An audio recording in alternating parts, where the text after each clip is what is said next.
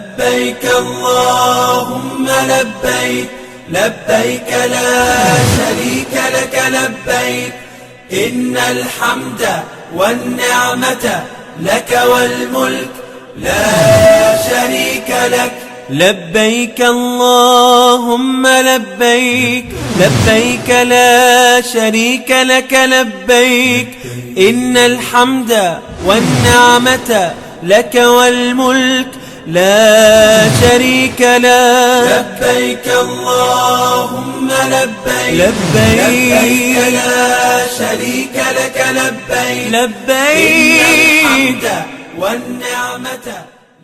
Assalamu alaikum wa rahmatullahi ta'ala wa barakatuhu. I am Rashida Abubakar welcoming you to another edition of the program As You Answer the Call.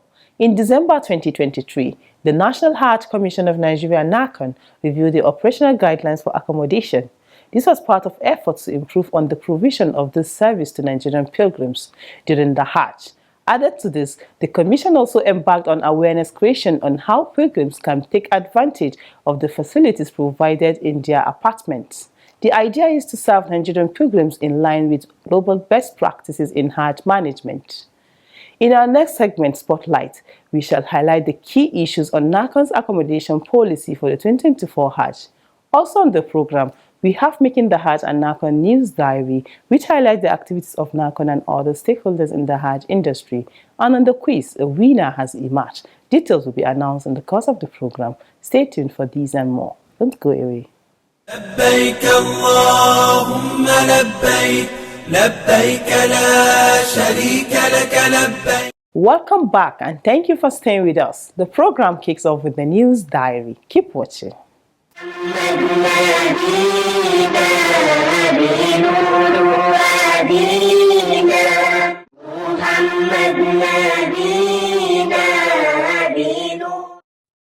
The National Hajj Commission of Nigeria NAHCON says intending pilgrims that registered for the 2024 Hajj through the Hajj Savings Scheme are exempted from paying the additional 1.9 million naira Hajj fare.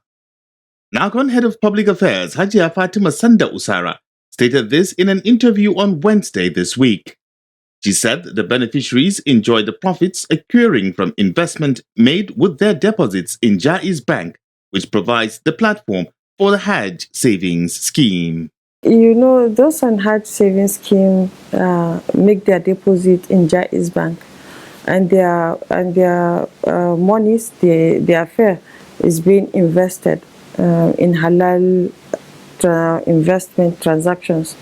Now, the sharing formula is 40% to the pilgrim, 30% to Jaiz Bank, and 30% commission to National Hajj Commission and the Pilgrims Board. Now, coupled with their own profit, NAHCON made a way of for them to benefit from its own share of the profit as well, by subsidizing it using its own share of the profit, and that was why the money was balanced for them. They didn't need to pay any other additional money to it. Meanwhile, with the Ramadan entering its last 10 days, NAHCON has intervened to ensure smooth issuance of Umrah visas to Nigerians. From the very start, the Commission sent its liaison officer to the Ministry of Hajj and Umrah in Saudi Arabia to address the matter. He has been there thrice, and they've been given assurance that whatever is necessary they can do. The chairman on his part here in Nigeria visited the ambassador to Saudi Arabia, and he also gave him the assurance that Nigeria is a partner that they don't joke with. So whatever it is that they can do, possibly do in the matter of the visa, they will do so. The visa challenge faced by Nigerians wishing to perform the Umrah stems from the following reasons: high demand for the visa during Ramadan, Saudi policy which allows those with visa to stay in the kingdom for 90 days, and Nigeria exhausting her allocated quota for Umrah. A Nigerian's quota for the Umrah season now became blocked because there are no longer vacancies. Had it been, it were like in the past 1 month, you go there, you spend 1 month, you come back, there'll be vacancy. But now it's 90 days and they remain there. And unless there's vacancy in Nigeria's quota, they cannot issue new visas to other Nigerians. There has to be a vacancy.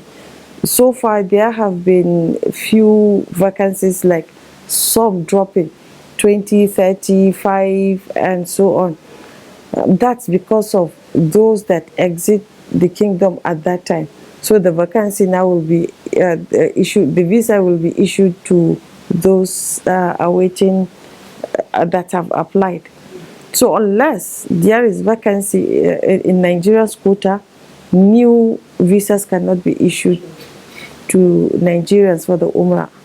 Hajia Usara said NAHCON will continue its work with relevant stakeholders to ensure that Nigerian pilgrims undertake the Hajj and Umrah without hitches.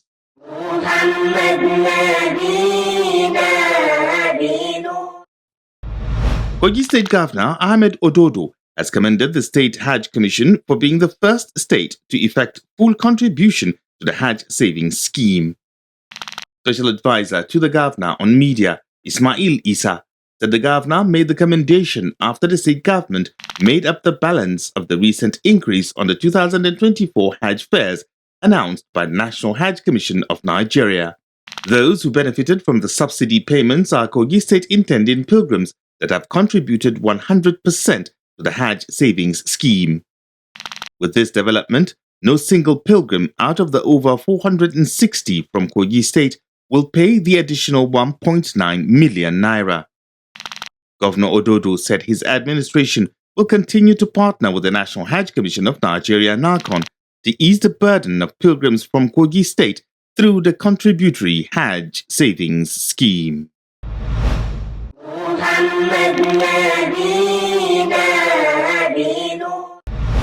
Ahead of the 2024 Hajj airlift, Bauchi State Governor Abdulkadir Bala Mohammed has approved the rehabilitation of Sir Abubakar Tafawa Balewa International Airport in Bauchi.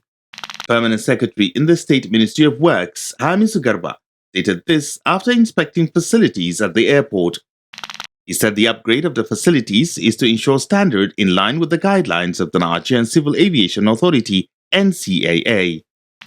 The Permanent Secretary said the facilities include X-ray screening machines, air conditioners, water system, and other structures at the airport. He assured that the 2024 Hajj operation will be conducted at the Sir Abubakar Tafawa Balewa Airport successfully. Alhamdulillah, you are still watching As You Answer the Call, a public enlightenment presentation that keeps you abreast of the activities of the National Hajj Commission of Nigeria, NAHCON, and other Hajj-related matters. The National Hajj Commission of Nigeria, NAHCON, and State Pilgrims Welfare Boards are focused on providing pilgrims with comfortable accommodation during the Hajj exercise. How the Hajj managers are carrying out this task is the focus of our next segment, Spotlight. Stay with us. لبيك لبيك اللهم لبيك لبيك لبيك اللهم لبيك لبيك لبيك اللهم لبيك. Securing befitting accommodation for Nigerian pilgrims has always been an important factor in Hajj management. Doing so is to ensure the comfort, satisfaction, and convenience of the pilgrims during the Hajj exercise.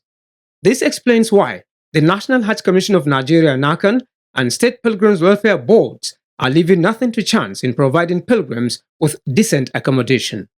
And so, as part of preparations for the 2024 Hajj, NAHCON Chairman Malam Jalal Ahmed Arabi set up a committee to review accommodation operational guidelines for pilgrims' accommodation. Coordinator of Hajj 7 Scheme, Dr. Aliu Tanko, chaired the review committee and has submitted its reports.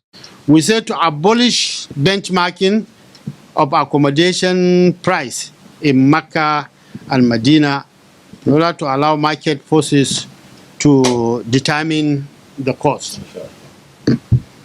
2, deal directly with owners of accommodation, in particular, to reduce cost of agency. 3, reduce the number of days spent in Medina to 5. That will also bring down the cost. NAHCON chairman said the review of the operational guidelines is to enable the Commission serve Nigerian pilgrims in line with global best practices in Hajj management. What is constant in life is change. So the more you reflect and look at yourself, the more you think differently, and the more you become innovative in the way you do your things. And of course, it's been said that if you do and repeat and you still get the same results, it behoves on you to try another way to see whether the result will be different. With the recommendation of the committee expected to come into effect during the 2024 Hajj, NAHCON is also making effort to create awareness among pilgrims on how to take advantage of the accommodation secured for them. As soon as pilgrims arrive the hotels, they will be received by members of NAHCON Accommodation Committee and then proceed to allocate apartments to them. They will, however, be required to comply with the guidelines of the Accommodation Committee. Yes, basically what we expect from our intending pilgrims is their cooperation. That is majorly number one factor. We want their cooperation. We want the cooperation of state officials because we cannot do it alone.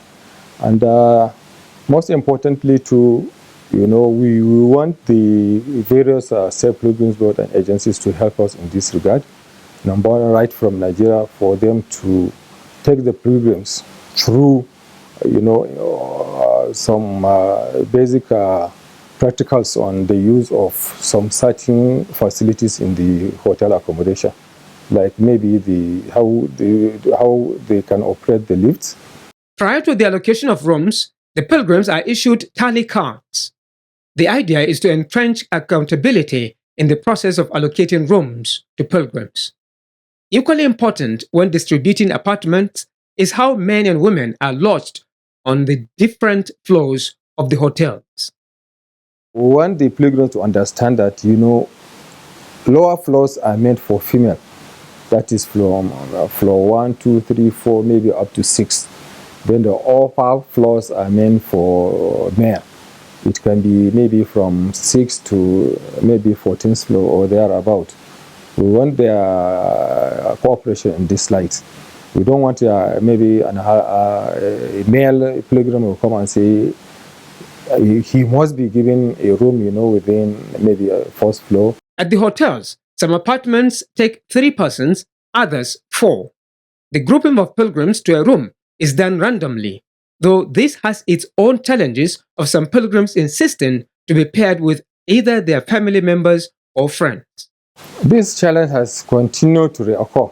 Each time we're accommodating pilgrims, we'll have issues that maybe a pilgrim will come and say, when we say come and get your room, he say, no, I will have to wait for my uncle, or I will have to wait for my father. We'll have to get a war room so that all of us can stay there. It has created a lot of challenge. We are calling on states, pilgrims agencies to talk to the pilgrims, let them know that we are living under, they are going to live under the same hotel, under the same environment, issue of maybe staying in the same room with a friend or a brother or whatever. For the comfort of pilgrims, the hotels secured for them have facilities such as toilets, dining hall, water dispensers, refrigerators, television sets, lifts, as well as provisions for internet and intercom systems, and many more. Added to this, pilgrims are also informed that the rooms in some of the hotels can only be accessed with electronic cards. It is also part of what we want the state pilgrims boards and agencies to help us to sensitize the pilgrims on the practical way of using these card keys that give you access into your hotel room. Because most of us from Nigeria now, we have never come across this system of using cards, to have access into the room. We normally know the conventional way of using keys to, have access into the rooms. Similarly, when going out of their hotels, pilgrims are told to always drop their keys with the receptionist. Each room has a single card key. It gives access to the room, just a single card key. So whenever any of them is going out, maybe to Haram, to wherever, to a restaurant, wherever, he should or she should drop the card, with the receptionist, so that his room members, when they come back, they can also pick it from there and have access into the room. Other measures taken by NAHCON is to have a hotel manager in each of the hotels. The idea behind it is to make sure pilgrims get value for their money, so that they can have good quality, service offered to them. The duties of the hotel managers there are to see to the comfort of all the pilgrims that are lodged in that hotel. They are to look after their welfare, look after the cleanness of the rooms, the toilets, and they make sure that there are enough toiletries, soaps, towels provided in all the rooms. Steps have also been taken to help pilgrims to easily trace their hotels by providing them with cards carrying the hotel addresses and phone numbers. Officials ensure that each pilgrim has this card. NAHCON is responsible for accommodation of pilgrims in Medina, while the states are in charge in Mecca under the supervision of NAHCON. Over the years, the National Hajj Commission of Nigeria, NAHCON, has made it a policy to accommodate Nigerian pilgrims in Markaziyya area during their stay in Medina. Markaziyya is the area where best hotels are located in Medina and are close to the Prophet Masjid. MashaAllah, the program is As You Answer the Call. Coming up next is Making the Hajj. Tonight, Dr. Imran Abdul Wahab takes us through a discussion on Ihram as a pillar of Hajj. Let's hear him. لبيك لبيك اللهم لبيك لبيك لبيك اللهم لبيك. At the beginning of Hajj or Umrah, pilgrims are expected to stop over at designated points known as mawaqit to declare intention and assume the state of Ihram. The Ihram is one of the pillars of the Hajj and Umrah. How should pilgrims declare intention when in the state of Ihram? What are those acts pilgrims are allowed to perform or prohibited from observing? On Making the Hajj tonight, Dr. Imam Abdul Wahab answers this and other questions. He begins by discussing the place of Hajj in Islam. Hajj is one of the 5 pillars of Islam. It is not performed in one's place as such. One has to travel to a certain place. Iman, wherever you are, you have your faith. Salat, you can observe it in your house, you can have a mosque in your town. Zakat, anywhere you go, you can give it out. Some anywhere you are, but Hajj, you have to make a journey. Hajj literally means an intention. It also means to visit. But in Islam, Hajj means traveling to Mecca and Medina, especially to converge on the mountain of Arafah or at Arafah on the 9th of the Hijjah that very year. To perform the Hajj or Umrah, pilgrims must be in the state of Ihram, which is a pillar of Umrah or Hajj. What then is Ihram? Ihram, morphologically, that's a morphology. It is a noun derived from the verb haruma. When you say haruma, that's verb, you can make, from where we have haram. Haram. When you say haram, something that is forbidden, that is, some things will be forbidden for the person that has put on ihram, even though those are legal and lawful for him before. It's a special mood, sacred mood that some lawful things will become illegal because of your soberness and solemn conviction and submission to the will of Allah that you are in the state. And that's when I say ihram again, it means putting on certain clothes, specially meant for Hajj and or Umrah. While preparing to assume the state of Ihram at the Miqat, pilgrims perform certain cleansing rites by taking a bath. cut or trim their nails, and shave, among others. After that, men wear the 2 white pieces of garment, and women are allowed to wear any cloth so long it conforms with Islamic rulings. For ihram in male, it has to be 2 seamless sheets of cloth. That is cloth that will not be sewn. Most of it like towel that we have, but make sure that it's plain cloth that you are not going to sew. We use one to cover from navel downward, and the second one in order to cover the upper part of the shoulder. After you have circumambulated Kaaba, after about the 3rd or 4th time, you will now use it to pass through one of the armpits. Because don't be surprised, but that is some men, their ihram they use to cover their the top of their shoulders. They are certain level of number of circumambulation they have made at Kaaba. Immediately after 3rd or 4th one, they now use one edge to run under to their right armpits and conclude on the left shoulder. That's for the male. For the female, they can wear trousers. That will be sewn. They wear trouser. That trouser now, it will not be too free and it will not be too tight. Very convenient for them. And they wear long gown. Then they wear their khimar. What people call hijab today is not supposed to be hijab. It's khimar. They will put it on and they will not cover their face. Pilgrims enter the state of Ihram with the intention to perform the type of the Hajj they choose from the 3 available for Muslims. That is, Hajj Ifrad, Hajj Tamattu, and Hajj Qiran. Put on with 3 intentions. It may be Ifrad. If it is Ifrad, that is solely for Hajj or solely for Umrah. If it is Tamattu, you put on Ihram, or you put it on for Umrah. After some days, when you finish Umrah, you remove it. You now put it on for Hajj again. That's layer time you have. That's what they call it, Tamattu, from enjoyment. Now the 3rd one is the one we combine the 2 Qiran. That is the Ihram you put on for Umrah first or Hajj. You now remove it before you perform the 2.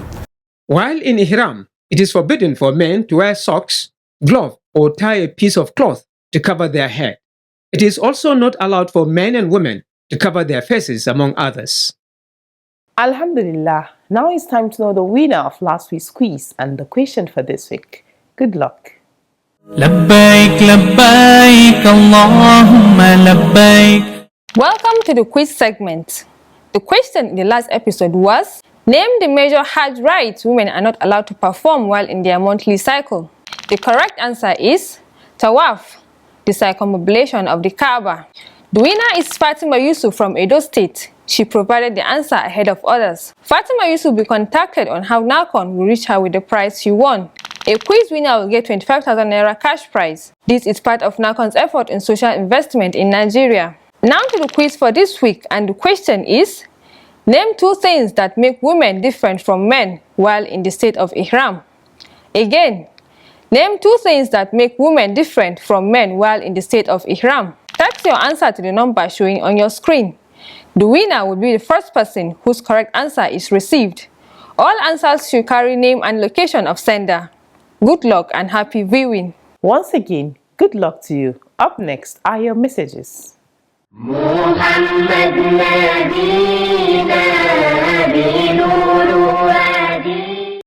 Ahmed Sani sent in the first message. It reads, "Congratulations to the new constituted NAHCON board. Let the fear of Allah be your guide." Adamu Ahmed sent similar message. It says, "Masha Allah, congratulations to NAHCON." This is where we draw the curtain on today's program. See you same time, same day next week with another edition of the program. But before we go, remember that you can send your messages, comments, observations and questions through our mobile phone number and other social media platforms. Thanks for watching. لبيك اللهم لبيك لبيك لا شريك لك لبيك إن الحمد والنعمة لك والملك لا شريك لك لبيك اللهم لبيك لبيك لا